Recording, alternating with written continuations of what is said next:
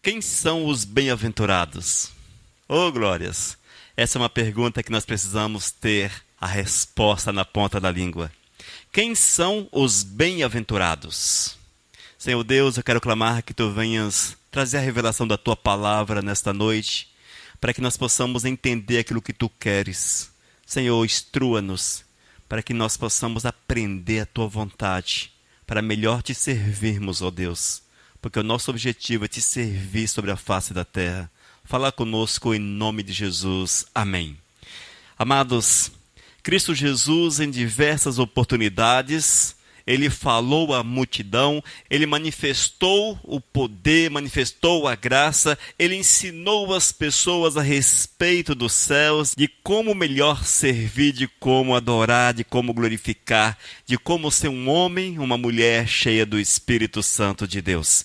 Na verdade, amados, Cristo veio como um grande professor e discipulou inicialmente aos 12, e esses discipularam a muitos outros, porém, naquela caminhada, muitos ouviram a respeito do poder e da glória de Cristo Jesus.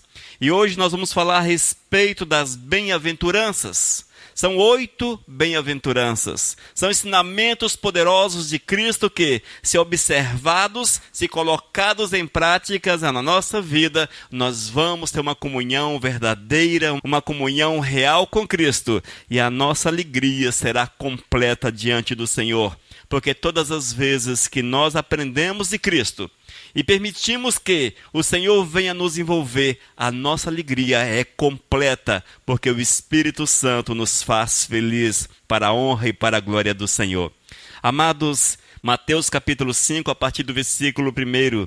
Ouça, vendo Jesus as multidões, subiu ao monte, e como se assentasse, aproximaram-se os seus discípulos. E ele passou a ensiná-los, dizendo: Bem-aventurados, felizes, bem-aventurados os humildes de espírito, os pobres de espírito, porque deles é o reino dos céus. Bem-aventurados os que choram, porque serão consolados. Olha que promessa maravilhosa. Bem-aventurados os mansos, porque herdarão a terra. Bem-aventurados os que têm fome e sede de justiça, porque serão fartos. Bem-aventurados os misericordiosos, porque alcançarão misericórdia. Bem-aventurados os limpos de coração, porque verão a Deus. Bem-aventurados os pacificadores, porque serão chamados filhos de Deus. Bem-aventurados os perseguidos por causa da justiça, porque deles é o reino dos céus. Bem-aventurados sois quando, por minha causa, vos injuriarem e vos perseguirem, e mentindo disserem todo mal contra vós. Amém. Este é o ensinamento de Cristo Jesus. Estava o Senhor no monte, e Ele estava ministrando às pessoas presentes no chamado Sermão do Monte, Sermão da Montanha.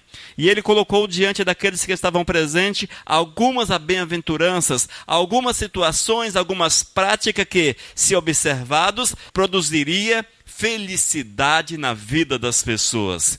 E as bem-aventuranças, amados, são 8. Nós veremos 8.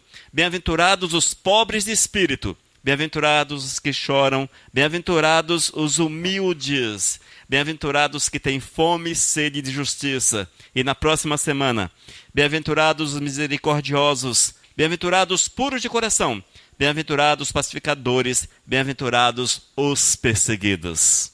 Será, portanto, um estudo dividido em 2 partes. Hoje veremos a primeira parte e na próxima semana a segunda parte. Bom que os amados estejam presentes, para que assim a palavra fique gravada no coração para a honra e para a glória do Mestre.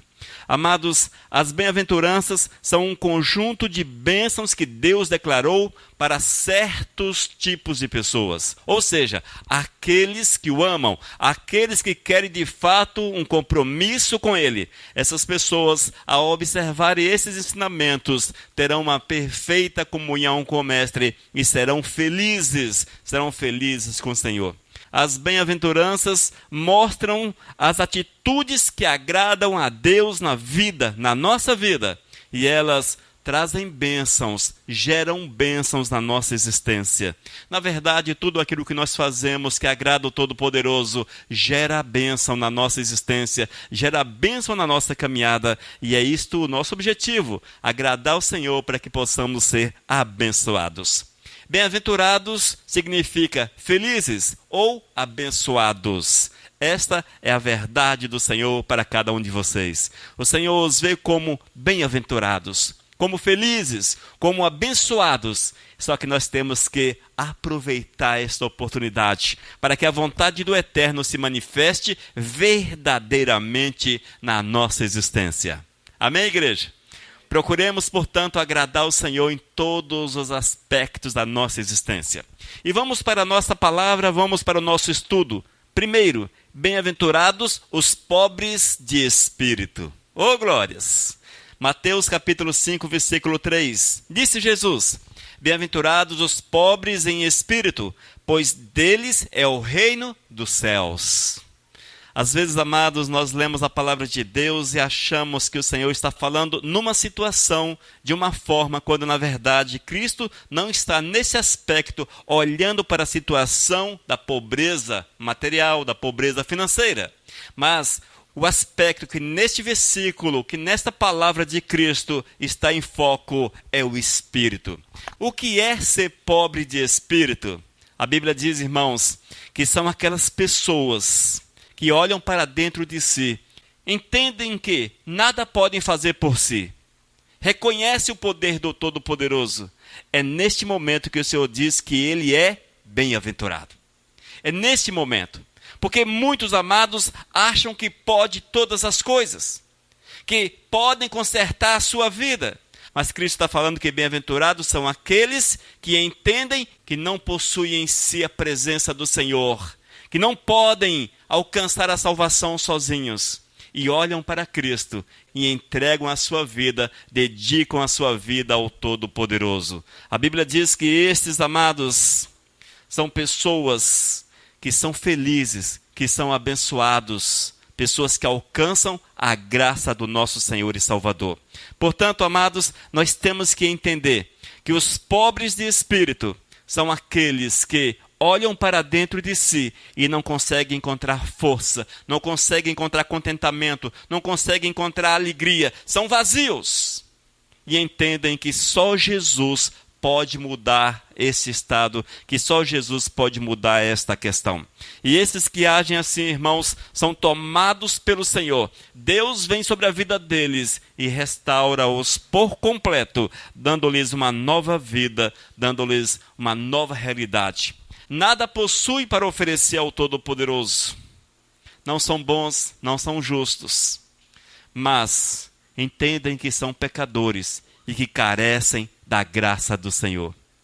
Esse é um estado que todos nós precisamos buscar, irmãos. É entender que nós não vivemos para nós mesmos, mas que Cristo Jesus faz todas as coisas na nossa vida. Quando nós vivemos assim, nós vamos acessar o reino dos céus, o Senhor há de nos tomar. Amém? Segunda bem-aventurança. Bem-aventurados os que choram. Bem-aventurados os que choram. Mateus capítulo 5, versículo 4. Bem-aventurados que choram, pois serão consolados. Olha que bênção, irmãos. Mais uma vez, queridos, é preciso entender que este choro não é o causado por sentimentos humanos. Tipo assim, você perdeu o emprego, você fica triste e você chora. Você perdeu um familiar passou para a eternidade e você chora. Não é nesse aspecto, você não tem o que comer em casa e você chora. Não, não é nesse aspecto, irmãos. Esse choro, queridos, é quando você olha para a realidade da tua vida e vê que nada podes fazer. E arrependido confessa o teu pecado. E entende que tu és o foco da graça do Senhor. E assim tu és movido pelo sentimento. E você chora diante do Senhor. Um choro de contentamento, de alegria, de satisfação. É o arrependimento que te faz entender que fostes libertos do pecado. É o arrependimento que muda a tua vida. É a alegria de servir, de glorificar, de bendizer, de exaltar o nosso Senhor e Salvador Jesus. Esse choro, irmãos, é consequência de ver a sociedade cada dia mais mergulhada no pecado, longe do Senhor. É possuirmos o mesmo sentimento de Cristo Jesus. Cristo que veio dar sua vida para que a humanidade fosse salva dos seus pecados. Mas nós temos visto que o mundo anda de mal a pior. E às vezes, irmãos, nós não temos nenhum tipo de sentimento com relação a isso. Nós até achamos normal. Nós não nos entristecemos com a situação no qual os nossos amigos, familiares, muitas vezes, estão mergulhados na vida de pecado, numa vida de perdição. É necessário entender, irmãos, que temos que clamar ao Senhor que Ele venha com a sua graça e com a sua misericórdia sobre a nossa vida, para que nós possamos, assim, levar a palavra, que tenhamos um coração sensível à voz do Senhor, para que possamos ministrar a palavra do Eterno para o nosso próximo, para que nós possamos amá-los como Cristo amou, amados, como Cristo amou, e fazermos alguma coisa para que eles sejam alcançados pela salvação. Nós temos visto, irmãos, que o nosso coração tornou-se duro, não é verdade? Como o nosso coração é duro. Misericórdia. Nós temos familiares e nem todos os nossos familiares servem a Cristo Jesus. Nem todos. Na verdade, um percentual pequeno da nossa família serve a Cristo Jesus. São poucos aqueles que têm um compromisso com o Senhor. Nós sentamos com eles, brincamos com eles, falamos de futebol, falamos das coisas triviais dessa vida, conversamos sobre tudo, de política a outras situações quaisquer. No entanto, nós não temos a coragem, a disponibilidade de chorar por eles, de amá-los o suficiente para falar de Cristo Jesus, de fazê-los entender a necessidade da salvação. E é nesse aspecto que Cristo Jesus chama-nos a atenção. Bem-aventurados os que choram, não porque perderam o ente querido, não porque perderam o amor da sua vida e ou outras situações que possam causar tristeza, não neste aspecto, mas os que choram porque olham para o mundo e vê este mundo perdido, esse mundo distante, esse mundo separado do Senhor. Infelizmente, o coração está duro. Quem de nós comove por ver o nosso próximo partindo para a eternidade sem Jesus? Não existe, irmãos, esse amor no nosso coração. Nós não nos importamos, na verdade, com isso.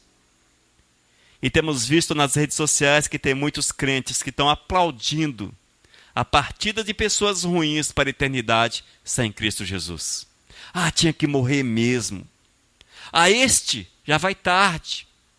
Quantos crentes que olham para esses que são ruins, aos nossos olhos, ruins, e aplaudem e alegram-se quando estes morrem. Na verdade, queridos, o nosso sentimento precisa ser o mesmo de Cristo Jesus. Nós temos que olhar para eles, chorar por eles, clamar ao Senhor pela sua grande misericórdia para com essas vidas, para que eles sejam alcançados pela salvação, para que sejam restaurados. Fazemos isso, irmãos? Infelizmente, num percentual muito baixíssimo. Geralmente nem pelas nossas famílias oramos. Geralmente nem pelos nossos familiares oramos. Nós oramos por nós mesmos. Senhor, me abençoa. Senhor, olha para mim. Senhor, me guarda. Senhor, me faz prosperar. Senhor, faz isso, faz aquilo. Senhor, olha para mim. Senhor, não esqueça-te de mim. Senhor, Senhor, oh Senhor. Está faltando, irmãos, o choro. Faltando o choro no coração. Para nós olharmos para os nossos amigos, familiares. Olharmos para aquelas pessoas que se revelam diante de nós, conhecidas e desconhecidas. E as apresentarmos diante do Senhor. Sermos tomados pelo amor de Cristo Jesus para com elas. ao ponto de corajosamente falarmos de Cristo Jesus, testemunharmos de Cristo Jesus. Olha, irmãos, só a misericórdia de Deus na nossa vida.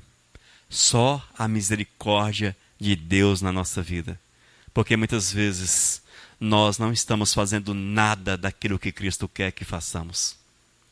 Nada, nada, nada, nada. E por mais que façamos, ainda é pouco. Se você faz alguma coisa, é pouco. É muito pouco. Haja vista que temos mais tempo para nós do que para Cristo e para aquilo que é de Cristo na nossa vida. E o Senhor orienta os seus ouvintes dizendo: bem-aventurados os que choram.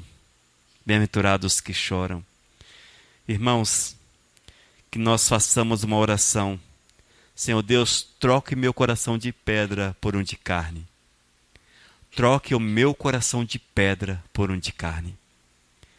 Muitas vezes o nosso coração está tão endurecido, que a gente não consegue mais sentir compaixão pelo nosso próximo. Não sentimos compaixão pelo nosso próximo. Amém? Que nós possamos pensar muito a respeito disto e pedir a direção de Deus para a nossa vida e mudarmos o nosso conceito com relação ao nosso próximo. Quem são os bem-aventurados? São aqueles que abrem os seus corações para o Senhor. Aqueles que entendem que nada podem fazer, que Cristo é que faz tudo, ou seja, são os pobres de espírito. É Cristo Jesus que faz todas as coisas. São aqueles, amados, que olham para essa sociedade doente, para o próximo doente, e compadecem-te dele, oram por eles e falam de Cristo Jesus para eles, choram, se derramam diante do Eterno pelos nossos familiares, por aqueles que estão próximos da gente. Terceira bem-aventurança, os humildes. Mateus capítulo 5, versículo 5. Bem-aventurados os humildes, pois eles receberão a terra por herança. Oh, glórias! Que bênção essa promessa do Senhor. Bem-aventurados os humildes, porque eles receberão a terra por herança. Irmãos, nosso exemplo maior, com certeza, é Cristo Jesus. Em todas as coisas é preciso que eu olhe para Cristo e eu o tenha como exemplo na minha vida. Mas nem sempre, amados, a humildade de Cristo está presente no nosso coração. Nós temos que buscar essa humildade, amados, para que quando formos de uma forma ou outra tocados pelas pessoas, formos difamados, caluniados, possamos, a exemplo de Cristo Jesus, olhar para eles e jamais rogar uma praga, como dizem por aí, ou levantar-se contra essas pessoas, mas pedir a misericórdia de Deus sobre a vida deles. Nós não fazemos assim, irmãos. Nós queremos nos defender de todas as formas. Mas Cristo Jesus é o maior exemplo. Ele diz: aprendam de mim, pois sou manso e humilde de coração. Oh, glórias! Mateus 11, versículo 29. Aprendam de mim, pois sou manso e humilde de coração. O inimigo, ele quer plantar na nossa vida dois sentimentos que roubam a humildade. Um dos sentimentos é a ira. E nós nos iramos com muita facilidade com o próximo. Iramos com o esposo, com a esposa, iramos com os filhos, iramos com os empregadores, iramos com os políticos, iramos com todos. A ira, ela quer ser sempre companheira e muito próxima da gente. Alguém age de uma forma que te fere, a ira aparece no coração como se fosse um vulcão. E se você não vigiar, explode. E as consequências são terríveis. Nós temos que vigiar o nosso coração, porque o Senhor quer que sejamos humildes. Que sejamos humildes. O outro aspecto é a vingança. Meu Deus, como o sentimento de vingança, ele é meio disfarçado, mas está muitas vezes guardado dentro do coração. Temos uma porta no coração chamada vingança. Está ali, reservado. Alguém age de uma forma que não te agrada. Toca na tua vida. Age contra a tua existência. Toca em você. O sentimento de vingança é tirado lá do compartimento secreto. E ele passa a trabalhar o teu coração. Ele passa a trabalhar o teu coração. E às vezes a vingança não vem de uma forma física. Talvez você não se vingue de forma física. Mas quantas vezes tu abres a boca, nós abrimos a boca e soltamos palavras. Soltamos palavras. Palavras de ordem para o mundo espiritual. E o mundo espiritual se vinga por nós. Isso é muito sério, irmãos, porque a nossa palavra tem poder. As nossas palavras são poderosas. E todas as vezes que você, irado com alguém, quando o espírito, quando aquele sentimento de vingança, ele sai através das tuas palavras, você como servo de Deus, é uma espécie de ordem para o mundo espiritual. Você abre espaço para que ele haja, para que o inimigo haja através das tuas palavras. De certa forma, irmãos, nós amaldiçoamos as pessoas. Só que eu não abro a minha boca para dizer, você é maldito, eu te amaldiçoo. Por que nós não fazemos isso? Porque sabemos que não é a vontade de Deus. Mas a maldição, ela sai disfarçada. Ela sai encoberta. Ela sai de uma forma que não parece que é maldição. Por isso que nós temos que vigiar. Vigiar. Vigiar. E jamais, amados, darmos autoridade ao mundo espiritual para que, através das nossas ações, das nossas atitudes, possam trabalhar. Nós temos que combater o nosso inimigo e entender que a nossa justiça vem de Deus. Cristo Jesus, ele tinha todo o poder. Como sendo um homem cheio do Espírito, um homem que tinha comunhão íntima com o Todo-Poderoso, um homem que vivia em santidade. Se Jesus abrisse a boca, certamente o Senhor mandaria anjos, fogo, o Senhor destruiria todos os inimigos de Cristo Jesus. Destruiria, com certeza. No entanto, Jesus os amou. Eram inimigos, mas foram amados. E Jesus, amados, não lançou sobre eles nenhuma palavra de maldição, de difamação, de xingamento ou outra atitude que mostrasse que a carne estava em evidência. Porque a carne não estava em evidência em Cristo Jesus. Nós não podemos dar lugar à ira, não podemos dar lugar à vingança. É necessário que sejamos pacientes, porque é o Senhor que trabalha por nós. É o Senhor que vela por nós. É o Senhor que é a nossa justiça. A nossa justiça é feita por Deus. Nossa justiça é feita por Deus. E quando entendemos isso, irmãos, seremos abençoados pelo Senhor. Quando agimos assim, seremos bem-aventurados. Seremos felizes, porque esta é a promessa do Senhor sobre a nossa vida. Amém? Quem são os bem-aventurados? Que sejamos nós. Que sejamos nós. Que nós possamos nos colocar diante de Deus, como observadores da sua vontade e praticantes dos seus mandamentos. Quarta bem-aventurança. Bem-aventurados os que têm fome e sede de justiça. Bem-aventurado quem?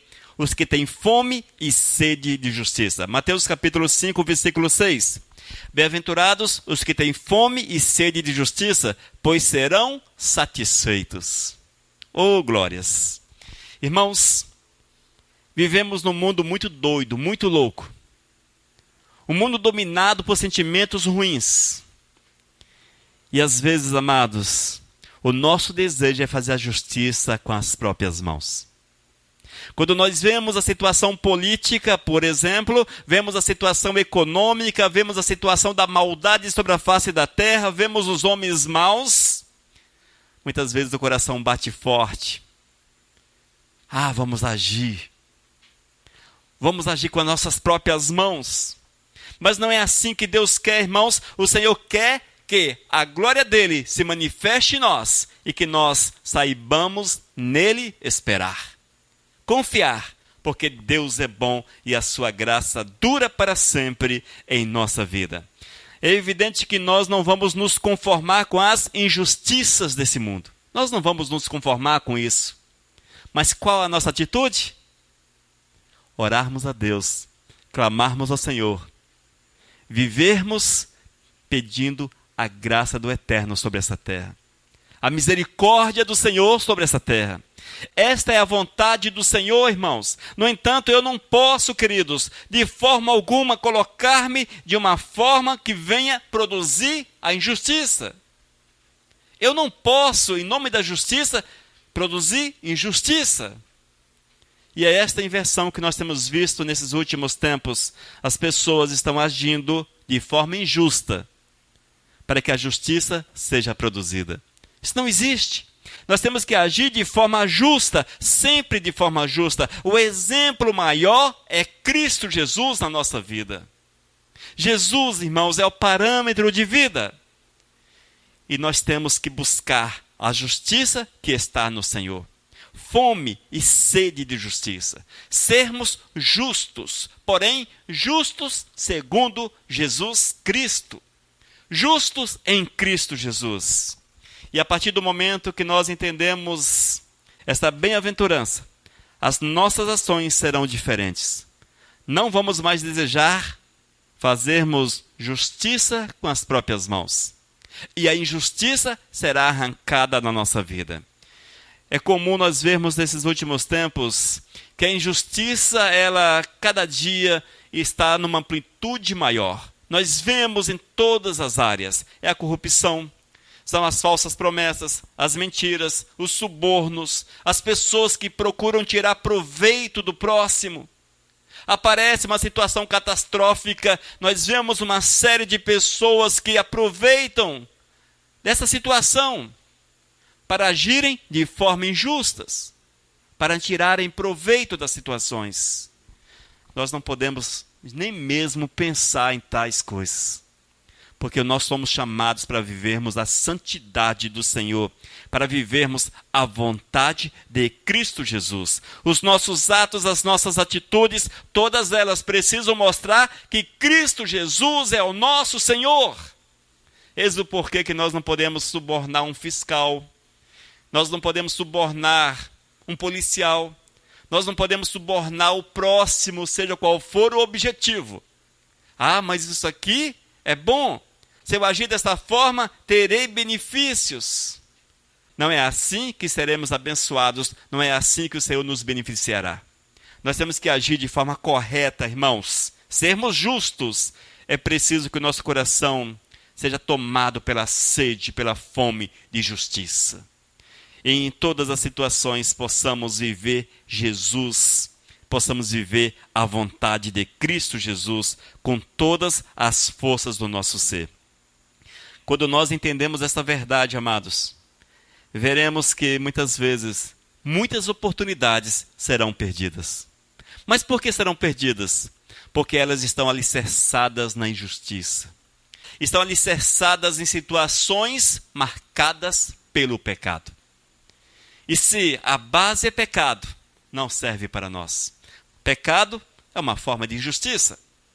Injustiça contra Deus. Portanto, tudo aquilo que não honra, que não louva, que não glorifica, que não exalta, que não bendiz o nome de Deus, não nos serve, igreja. Não nos serve. E às vezes é difícil não sermos injustos. Às vezes é difícil nós não agirmos de forma errada. Mas por que é difícil? Porque a injustiça, ela abre portas de forma muito fácil. A injustiça abre portas de forma muito fácil. Você paga e você recebe. Simples assim. Nós temos que viver diferentes. Nós não estamos aqui para vivermos segundo o conselho deste mundo, a orientação desse mundo, as práticas desse mundo, mas vivermos conforme Cristo Jesus, conforme a orientação de Cristo. E se nós observarmos o que Deus quer para a nossa existência, o que o Senhor tem proposto para nós, mesmo que venhamos a perder oportunidades, perder, quem sabe, portas, perder benefícios sobre a face da terra, que venhamos de uma forma ou outra, aparentemente sermos prejudicados. Mas melhor que você não tenha o retorno positivo e tenha comunhão verdadeira com Cristo, a usar de meios escusos, de meios sujos, pecaminosos, para alcançar algo que não tem a bênção de Cristo Jesus. Entendeu, irmãos? É Cristo em primeiro lugar. A vida do servo do Senhor, do verdadeiro servo de Deus, é Jesus acima de todas as coisas. É Cristo acima de todas as coisas. Estas 4 primeiras bem-aventuranças. Bem-aventurados os pobres de espírito. É para mostrar-nos que nada somos, que Jesus é tudo na vida da gente. Bem-aventurados os que choram. É que é necessário que haja. O nosso coração precisa ser tomado, de fato, pelo amor ao próximo. Mas não esse amor que apenas falamos, eu amo você, mas o amor que te faz chorar por ele, que te faz sentir porque você vê que essa pessoa está longe do Senhor.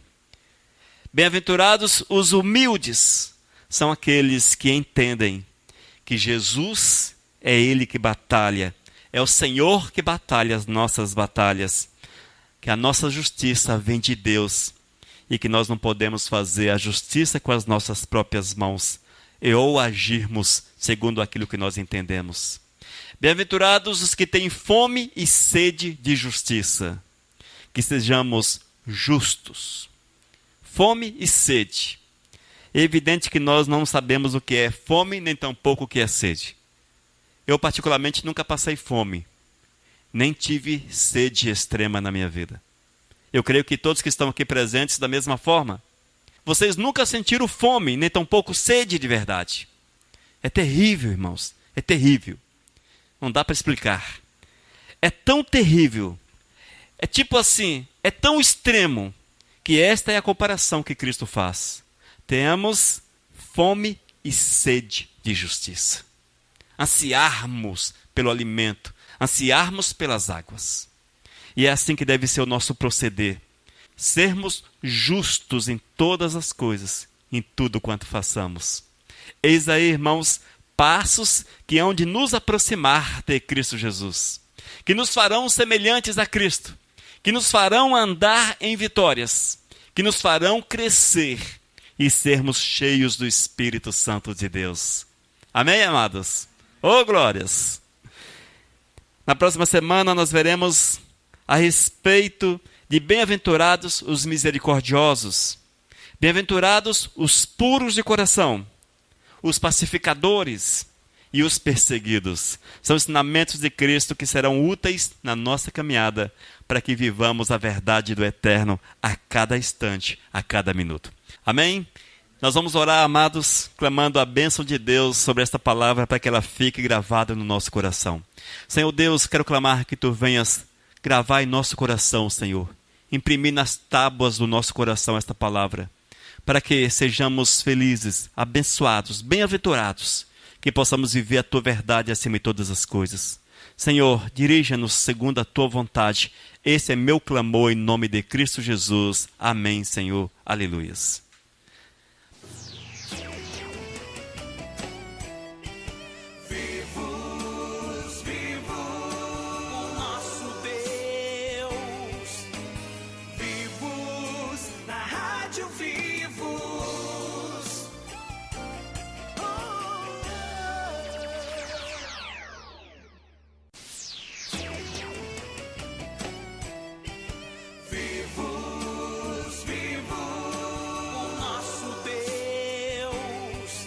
Mensagem 918.